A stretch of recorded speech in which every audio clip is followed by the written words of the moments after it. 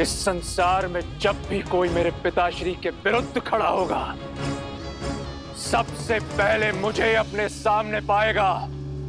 मेघनाथ, मैं तुम्हारा संबंधी हूं। इसमें कोई संशय नहीं है कि संबंधी होने के नाते आप आदर के पात्र थे, किंतु जिस क्षण आपने मेरे पिताश्री को ललकारा, उन पर प्रहार करने का दुस्साहस किया, उसी क्षण आप केवल और केवल मेरे शत्रु बन गए। और ये इंद्रजीत कभी अपने शत्रुओं पर दया नहीं करता। तुम्हें मेरी शक्ति का अनुमान नहीं है।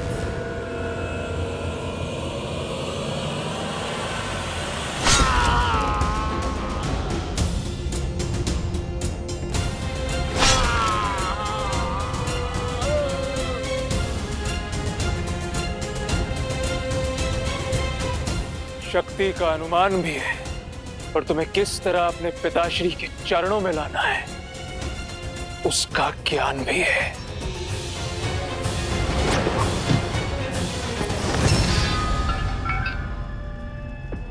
बहुत खेल खेल लिया विद्युत जीवा।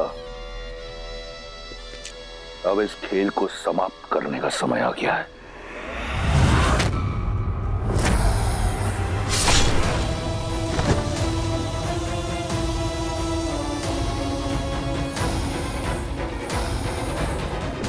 हम जो चाहते थे वो हमने पा लिया पिताश्री।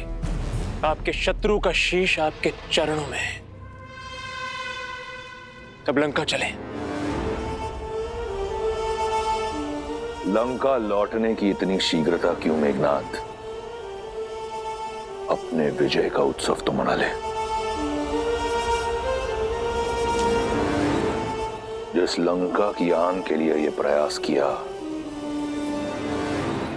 उसके लिए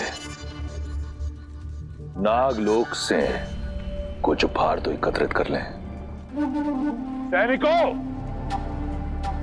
नागलोक पर छा जाओ, कोना कोना छानो, नागमणि, आभूषण, जो भी मूल्यवान वस्तु मिले छीन लो, लूट लो।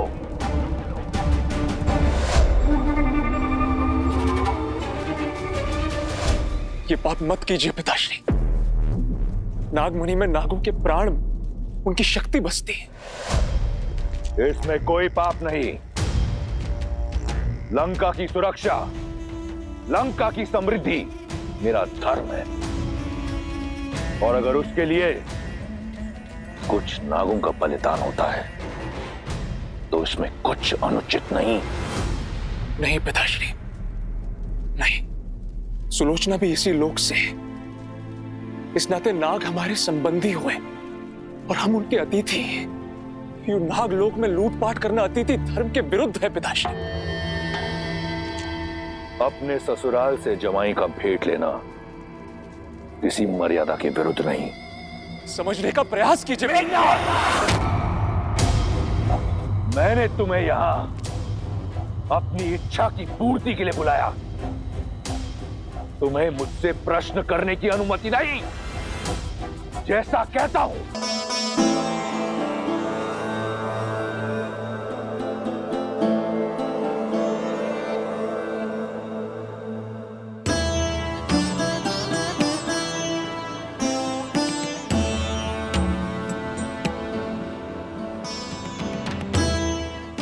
सुमंत, सुमंत राम आ गया। सुमंत, मेरे राम लक्ष्मण सीता को लेकर। सुमंत अब तक नहीं लौटे महाराज।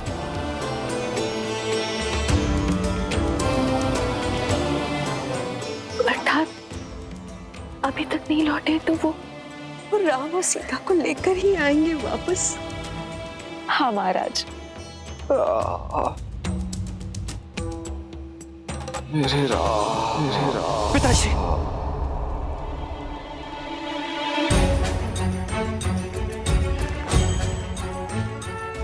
क्या हुआ भैया? सब ठीक तो है? कुछ नहीं लक्ष्मण।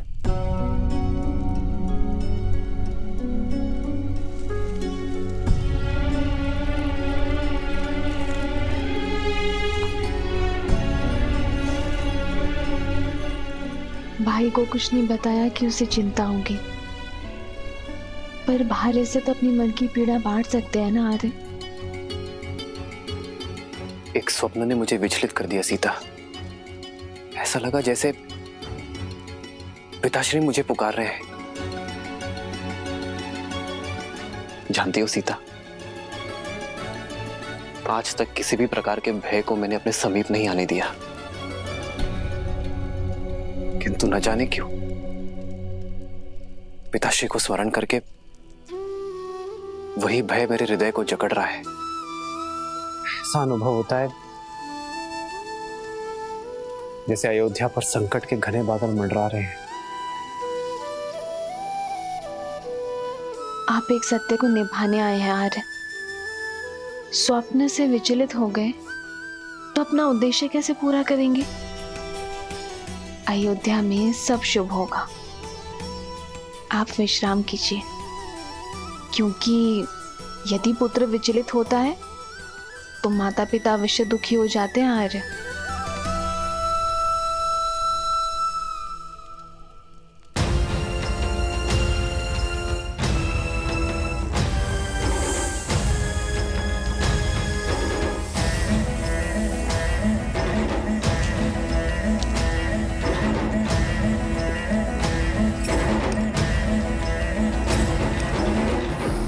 उत्तम, अति उत्तम। इसे लंका ले जाने की तैयारी करो। जो आज्ञा पिताश्री। तुम्हारे पिता की आज्ञा ही तुम्हारे नाश का कारण होगी।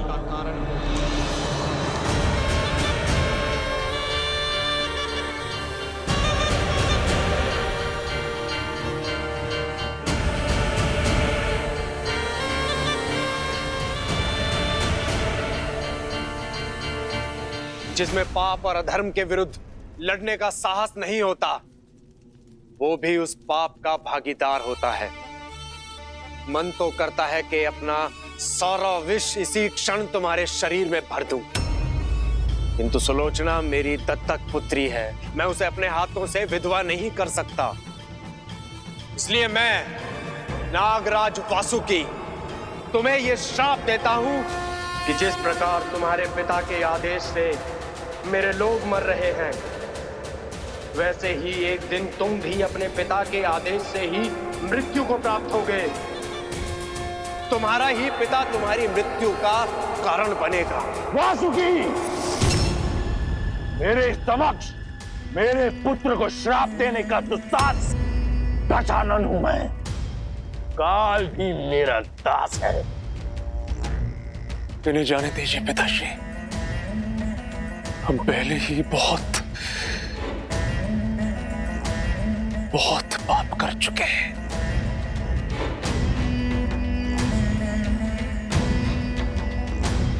ये मेरी आपसे विनती है पिताश्री।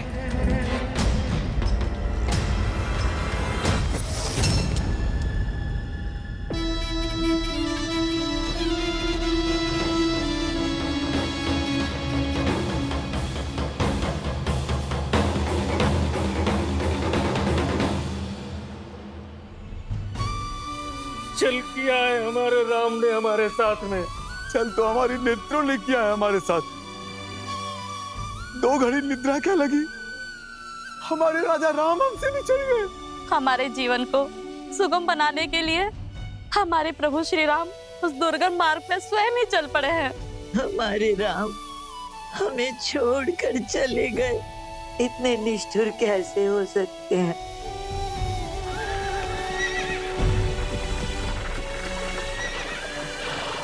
ये तो अमात्य सुमंत आते हुए प्रतीत हो रहे हैं।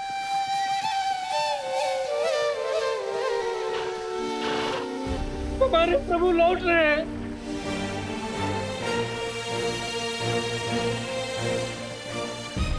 रथ तो रिक्त,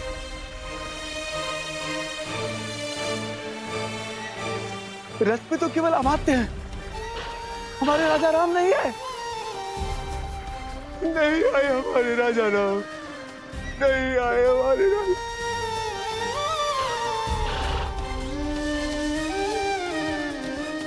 आओ आओ कैकई, आओ।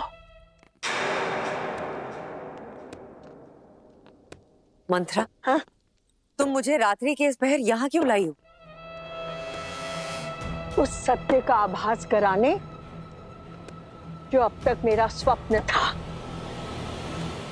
तुम्हारे निर्णय का परिणाम तुम्हें दिखाने।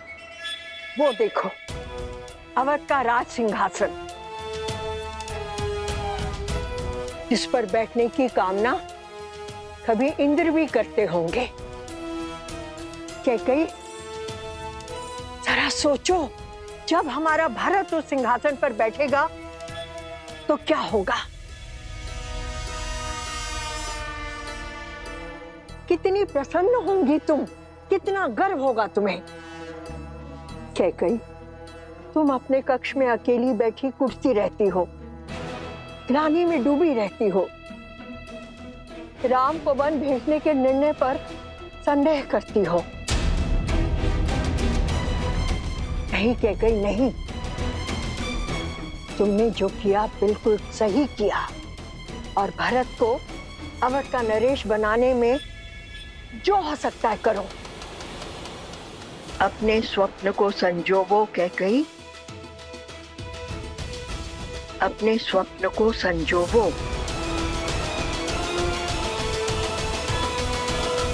अमात्य सुमंत्र आ गए।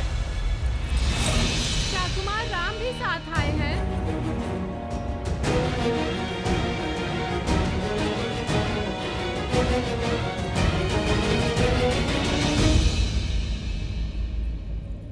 अरे चल।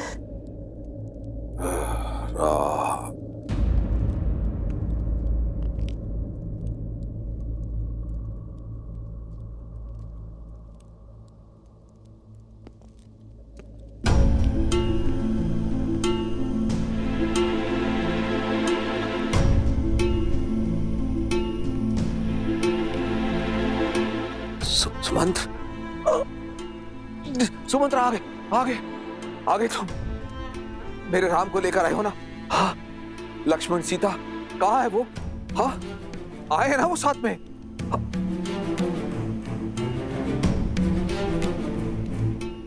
इस शुभ अवसर पर आप लोगों की आंखों में अश्रु?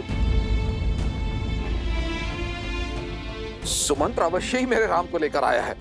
उसने आज तक मेरे आदेश की अवहेलना नहीं की है। प्रतीत होता है राम सन्यासी वेश से बाहर आने में समय ले रहा। अब सुमंत, एक काम करो, राम से कहो कि युवराज के रूप में सज होकर आए और साथ में लक्ष्मण और सीता को भी लेके आए। मैं उनसे मिलने को आतुर हूं। जाओ जाओ जाओ, लेकर आओ उन्हें। खड़े क्यों हो सुमंत्र? जाओ ना, उनको लेकर क्यों नहीं आ रहे हो तुम? सुमंत्र, वो आए हैं ना सुमंत्र?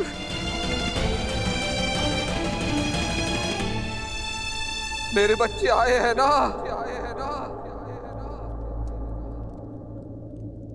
सुमंत्र, चुप क्यों हो? कहां है वो तीनों?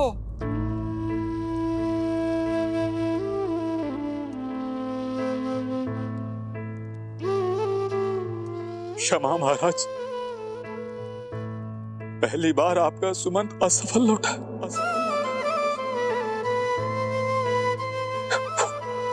वो नहीं आया।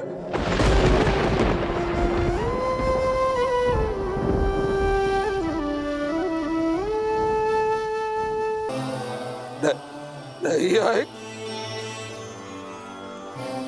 नहीं आए का क्या तात्पर्य है सुमंत्र? क्यों नहीं आए? क्यों लौटे हो सुमंत्र? किस अधिकार से लौटे हो? मेरी एक इच्छा पूरी नहीं कर पाए। मेरी कुलवधू, मेरी पुत्री सीता को भी नहीं ला सके। मैंने हर संभव प्रयास किया महाराज, किंतु वो नहीं माने। यही बात है। देख लेना, मेरा राम मेरी बात मानेगा। मुझे ले चलो, मैं जाऊंगा, मैं लेकर आऊंगा अपने राम को, मुझे ले चलो। मैं मनाऊंगा अपने राम को, मैं लेकर आऊंगा वापस उसे। भूल मेरी ही है कि मैंने सुमंत्र को राम को लाने के लिए भेजा। अब मैं स्वयं जाऊंगा और राम को लेकर ही लौटूंगा। चलो सुमन। आपके पुत्र हैं वो महाराज, रघुकुल के गौरव, रघुकुल के गौरव, नहीं लौटेंगे,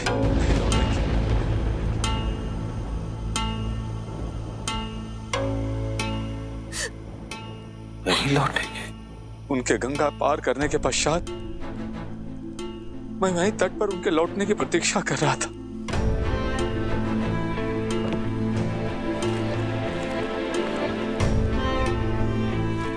सुमन, आप लौटे नहीं? किस मुख से लौटता निषाद राज? अपने महाराज को निराश किया है मैंने, उनके राम को उन्हें नहीं सौंप पाया। उनकी अंतिम आशा था मैं। लौटना तो मैं भी नहीं चाहता था, किंतु श्री राम ने समझाया कि हमें अपना कर्म पथ, अपनी यात्रा स्वयं पूरी करनी होती है। आप लौटिए और महाराज दशरथ से वही कहिए जो श्री राम ने मुझसे कहा। हाँ, क्या कहा मेरे राम ने? बोलो ना, क्या कहा राम ने? उन्होंने कहा कि कई बार आशा टूटनी आवश्यक होती है निषाद राज, एक बड़ी आशा के लिए, और बीज का फूटना होता है।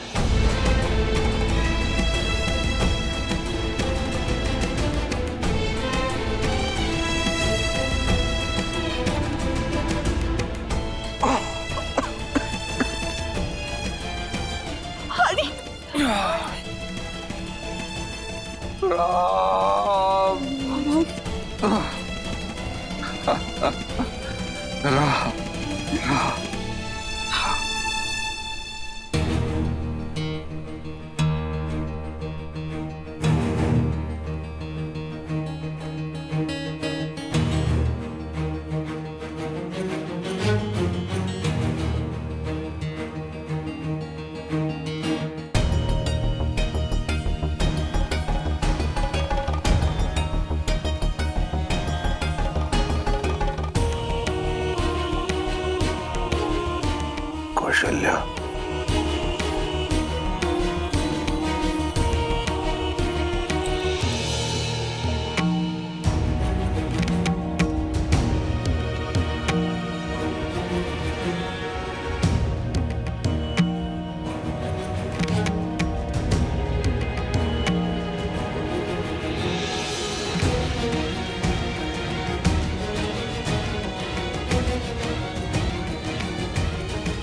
कौशल्या, मेरा अंतिम समय आ गया है। अपने अंत समय में अपने कर्मों का लेखा जोखा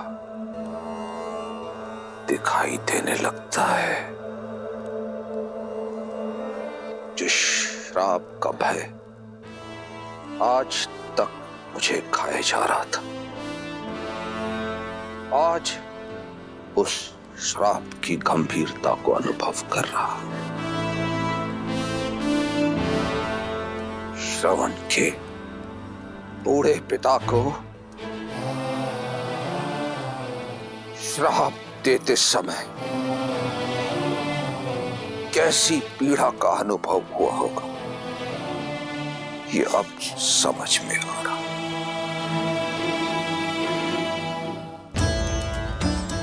दृष्टिहीन माता पिता से उनके पुत्र को छीना है मैंने, और आज न मेरे पास दृष्टि है और ना ही मेरे पुत्र।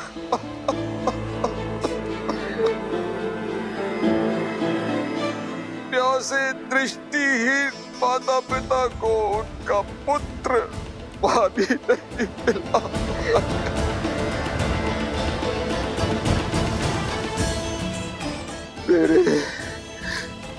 चार पुत्र है, किंतु कोई भी मेरे समीप नहीं है जो मुझे गंगा जल पिला पाए।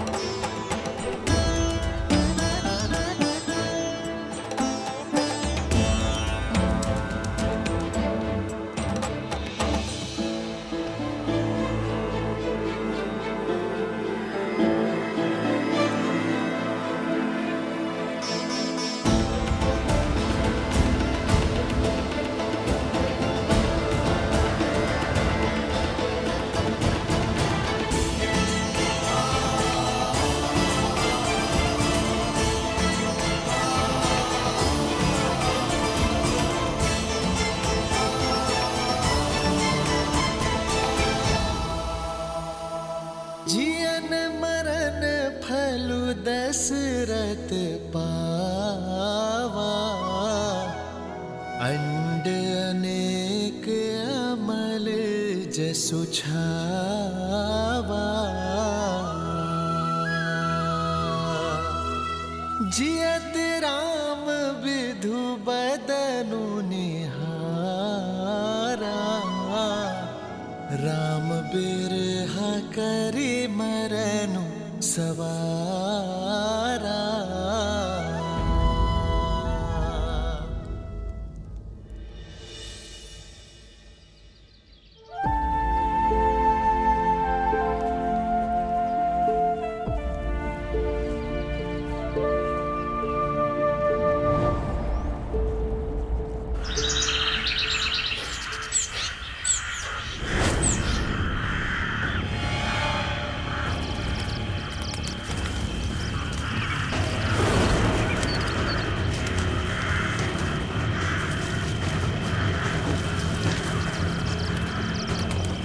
सावधान हो जाइए भैया, पंछियों का ये विचलित स्वर संकेत है कि अवश्य कोई अनिष्ट निकट है हमारे।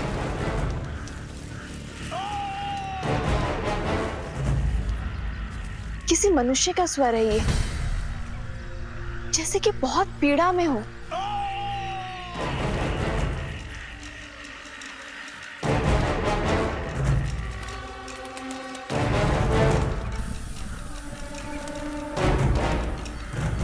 लक्ष्मण,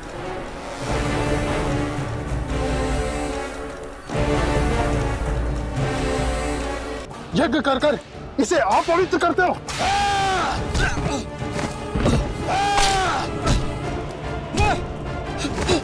अब इस यज्ञ की अग्नि में जीवित जलोगे तुम।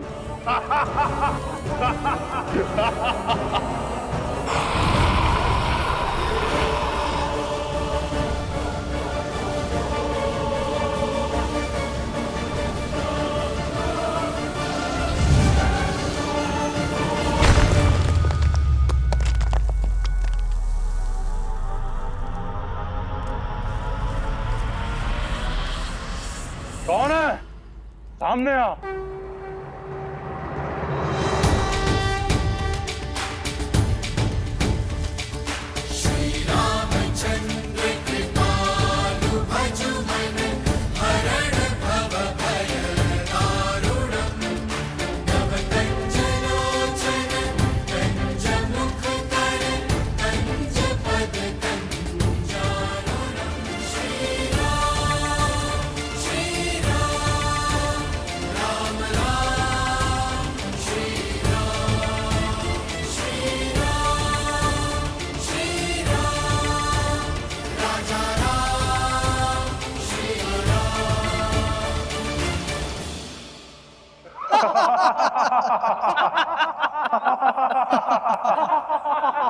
ओ, ये तो वनवासी बालक है।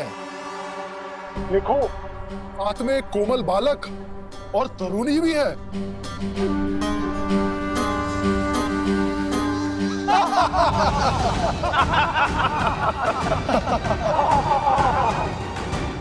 हमारे वन में हमें ललकार कर बहुत बड़ी भूल कर रहे हो नादान बालक। इन्हीं ऋषियों के साथ तुम्हारी भी आहुति देंगे। अभी एक क्षण में ज्ञात हो जाएगा कि कौन किसकी आहुति देता है। लक्ष्मण,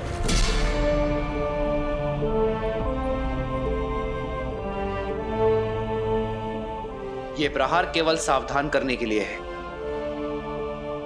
हिंसा या रक्तपात से कोई लाभ नहीं। मेरा सुझाव है इन संतों को मुक्त कर दो और जाओ यहां से। गंध, सुझाव में चेतावनी की गंध।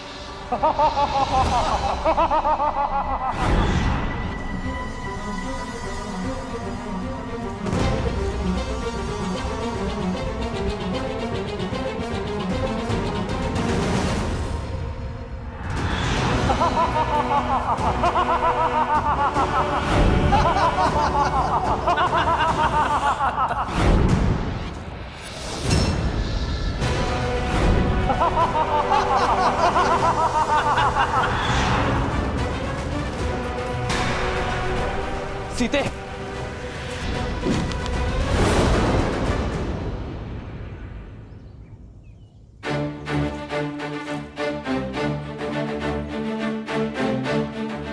लक्ष्मण, भैया, भाभी,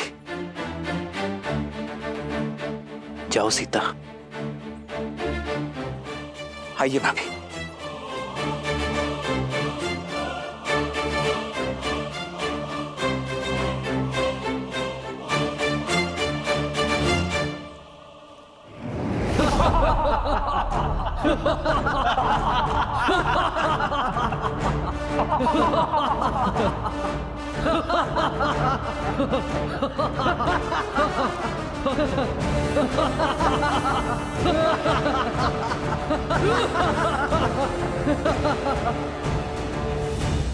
संदेश उचित था मेरा।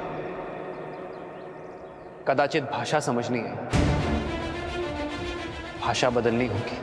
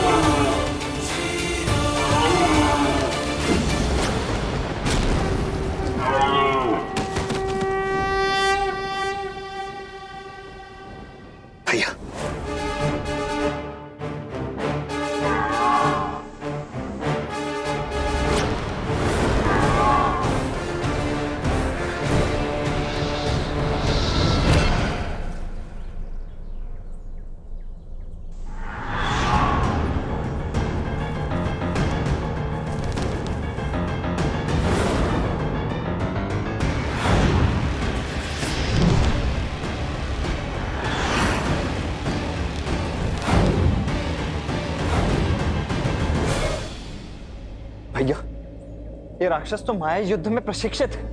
यदि हम इन्हें देख ही नहीं पाएंगे तो इन पर बाण चलाएंगे कैसे? इन्हें देखकर बाण चलाना ही हमारी भूल है लक्ष्मण। केवल नेत्रों से नहीं, सभी इंद्रियों की सहायता लेनी होगी हमें। समझ गया भैया, शब्द भेदी बाण।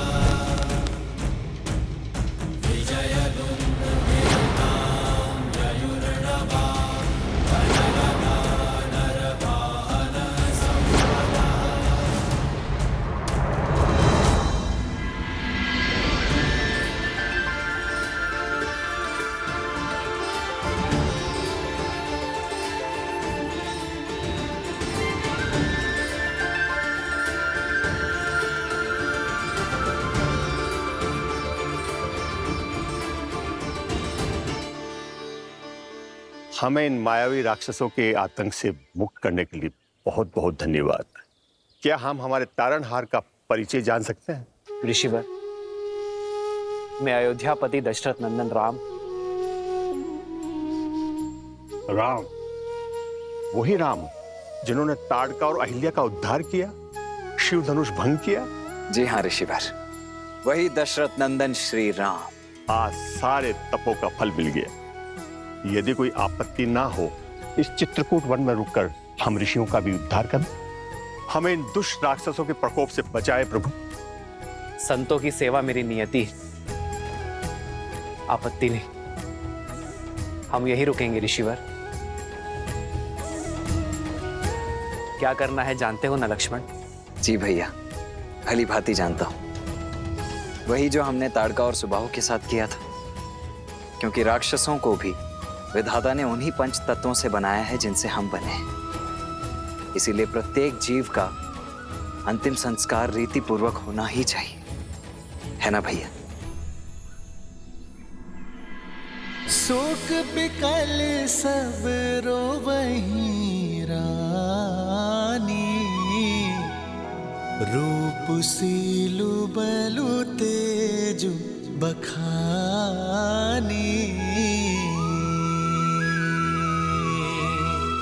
करहि बिलाप अनेक प्रकारा, परहि भूमि तल बारहि बारा,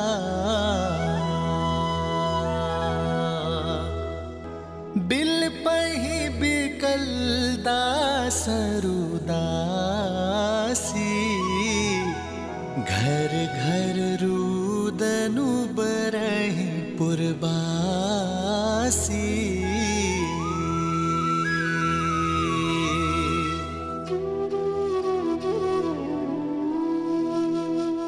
आज अयोध्या में अंधेरा है और रघुवंश का ये सूर्य और तेजस्वी हुआ है।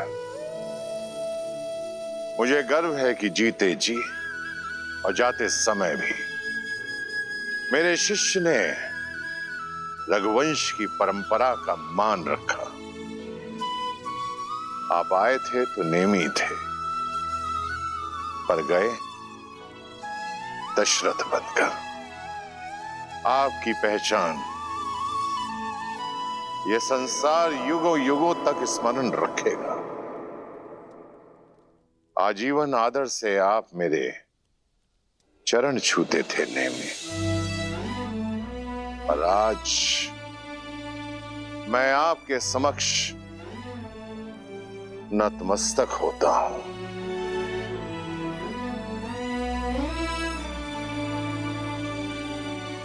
जिन्हें परम धाम जाना था वो तो चले गए आचार्य, पर जो यहां है उन्हें सांसारिक नीतियों का तो पालन करना होगा। मेरा अभिप्राय है महाराज की अंत्येष्टि से शास्त्रों के अनुसार पिता को अग्नि ज्येष्ठ पुत्र ही देता है। फिर तो इसी क्षण कुमार राम को वनवास से लौटा लाना चाहिए, जो कि असंभव प्रतीत होता है। किंतु क्या पता पिता की मृत्यु का समाचार सुनकर वो लौट आए। उन्हें उनका न्यायोचित स्थान देना ही महाराज को सच्ची श्रद्धांजलि है। वैसे भी नीति अनुसार सिंहासन अधिक दिन तक रिक्त नहीं रहना चाहिए। राज्य संचालन के लिए राजा का होना आवश्यक है। जो किसी की सांसों की डोर टूटने पर वचन की डोर तोड़ दे, वो रघुवंशी नहीं हो सकता। हम किसी भी प्रकार 14 वर्ष के वनवास से पूर्व राम, सीता और लक्ष्मण को वापस नहीं ला सकते। लौटने की व्यवस्था कुमार भरत की करनी होगी, क्योंकि महाराज के वचन के अनुसार अब भरत ही युवराज है। जी, किंतु भरत और शत्रुघ्न को आने में तो कई दिन लग जाएंगे। इतने दिनों तक मृतदेह को अंत्येष्टि के बिना रखना उचित होगा। अवश्य, क्योंकि यही परिस्थिति की मांग है। महाराज का शवलेप किया जाएगा।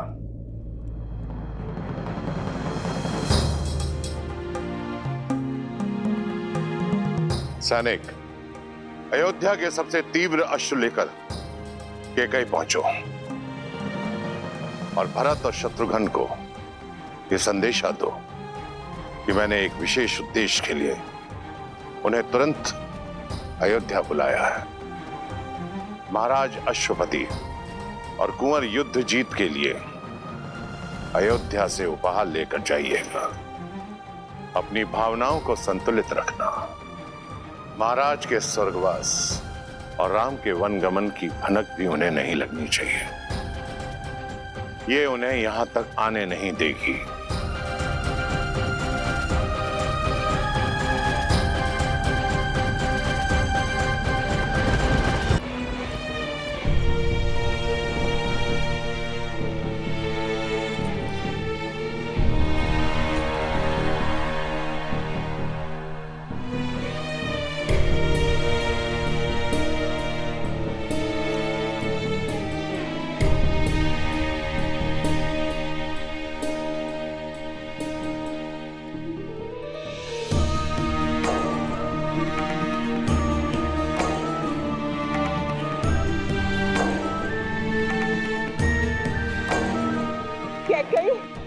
कैकेयी, सुना तुमने?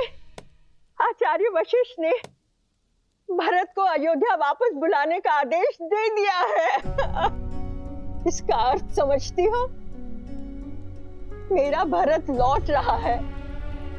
अयोध्या का होने वाला राजा लौट रहा है।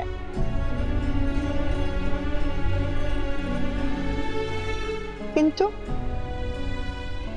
ये सुनकर चिंता क्यों? चिंता उन प्रश्नों की है जो भरत के साथ आएंगे। कैसे मिलूंगी मैं उससे? क्या कहूंगी मैं उससे? कैसे समझाऊंगी मैं अपने भरत को?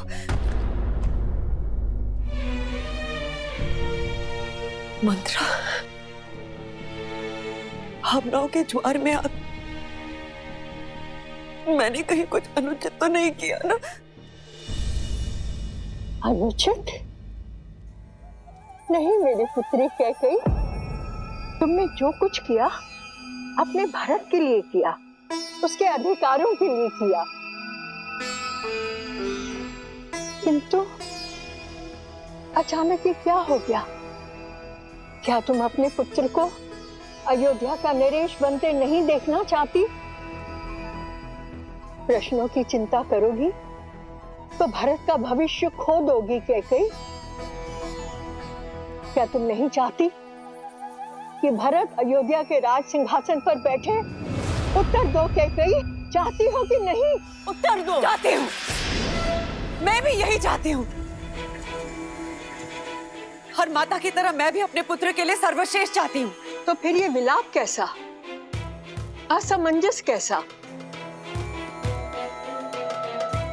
तुमने बिल्कुल ठीक किया मेरी पुत्री, बिल्कुल ठीक किया। सुना नहीं तुमने महाराज ने अपने अंतिम समय में क्या कहा था? कि उनकी मृत्यु किसी श्रवण के पिता के श्राप से हुई है। तुम उसका कारण नहीं हो कैकेयी। किंतु अभी बहुत बड़ी परीक्षा शेष है। भरत के लौटने पर अपनी भावनाओं में मत बहना कैकेयी, संयम रखना। तुम्हारा मार्गदर्शन न केवल भरत का बल्कि पूरी अयोध्या का मार्ग प्रशस्त करेगा। किंतु महाराज का दाह संस्कार? पुत्र के बिना कैसा दाह संस्कार? महाराज के शरीर को तेल और औषधियों से लेपा जा रहा है। इसका अर्थ समझती हो? कि भरत ही आकर उनका दाह संस्कार करेगा। समझ रही हो ना कैकेयी? कहीं ना कहीं पूरी अयोध्या ने यह स्वीकार लिया है कि उनका प्रारब्ध अब भरत के हाथ में है।